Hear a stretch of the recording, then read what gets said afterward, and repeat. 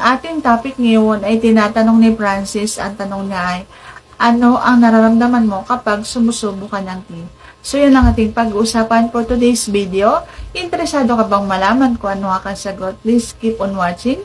Pero bago yan, kung bago ka pa lang sa akin channel, please consider to like this video and subscribe my channel. Ang nararamdaman ko ay syempre wala namang nararamdaman. Nararamdaman, oo, nararamdaman mo yung sa puso, natutuwa ka kapag yung kinakain mo ay nasasarapan. So, masarap yun sa ego, masarap yun sa pagkatao mo, masarap yun sa puso mo. Kasi, mapapasabi ka na lang na ang galing mo. Ang galing kong kumain, ang galing kong sulip-sip, yung mga ganon.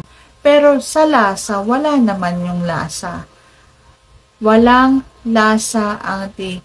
Kung kayo ay malinis sa katawan, dapat kung gusto nyong lagi kayong kinakain, dapat manatilihin yung laging malinis, laging tuyo, hindi nakukulob dun sa inyong mga panloob. Dapat, kung halimbawa nga iihi kayo, so dapat tutuyuin nyo muna bago kayo suot ng panloob ninyo. Sa lasa, sabi ko nga, wala naman yang lasa, hindi naman yan lasang asukal, hindi naman yan lasang chocolate.